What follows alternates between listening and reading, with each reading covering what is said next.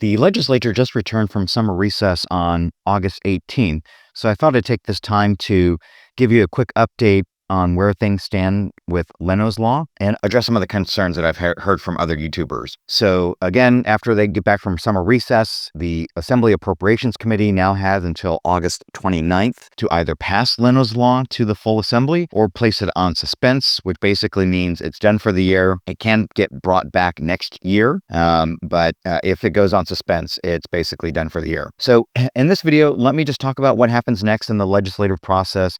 And again, I just really want to address some of the concerns that other YouTubers have about the current amendments. If you're not familiar with Leno's law, click the link above and it'll help you get caught up. Okay, so if the bill makes it over to the full assembly, they will debate the bill. The assembly members will debate the bill, and then they have until September 12th to make any additional amendments and pass it.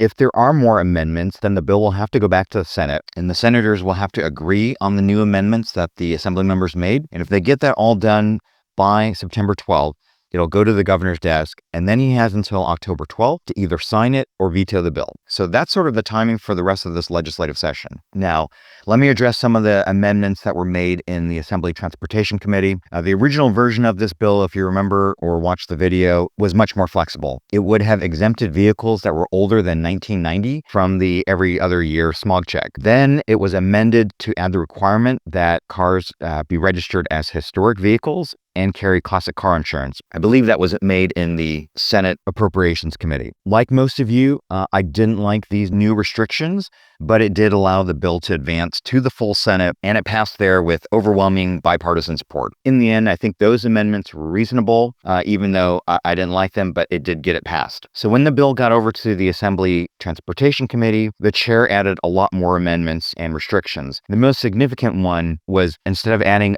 blanket exemptions for vehicles that were older than 1990, starting in 2027, this new version of the bill would only exempt vehicles that were older than 1982, and this wouldn't start until 2028. And then every year, one new vehicle year would be added. So in 2029, vehicles that are older than 1983 would be exempt. Then vehicles older than 1984 would be exempt in 2030, and so on until 2032, when vehicles older than 1986 would be exempt, and then it would sunset or basically pause the exemptions there. So this bill really is now just a pilot program to see if any of these changes will negatively impact air quality, as the critics have claimed it will. The chair said if there's no impact, then she would consider additional years. And I think if everything goes well, we might be able to get back to the rolling exemptions.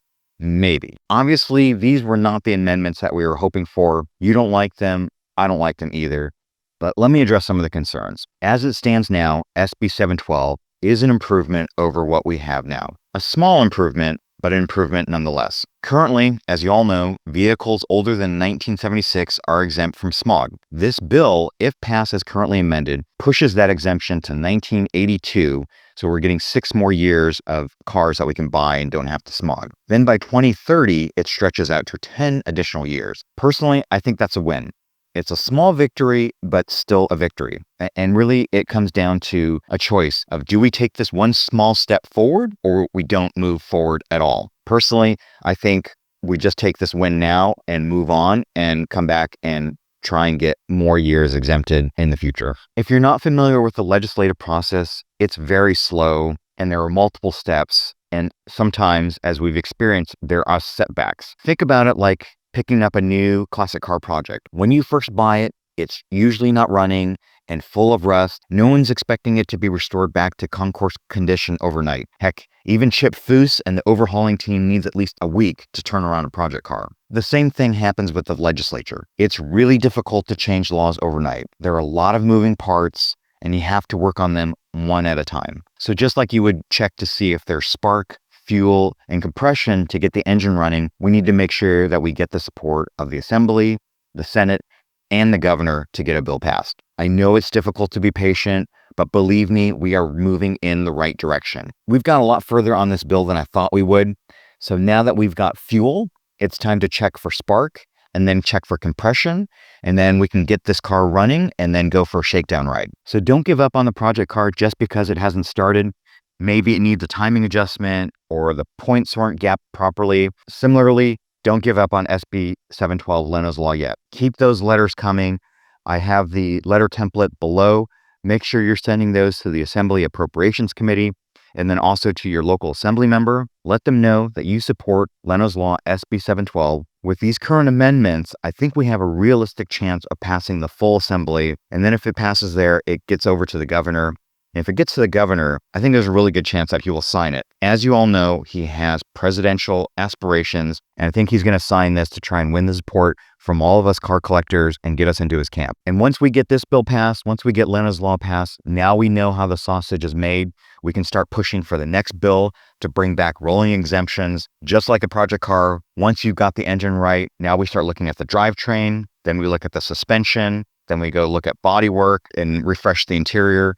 And so it's a very similar process to get laws changed. You start with one at a time, and I think we've only just started. So again, don't give up, don't get discouraged, keep those letters coming, keep calling, and keep showing up in person to let them know that you support Leno's Law, and let's get this bill passed. If you're enjoying these videos, please consider subscribing to the channel and to the newsletter using the links below. We'll share more tool buying tips, classic car and classic motorcycle project finds, some motorsport news, and maybe a wrenching tip or two. Bill passed.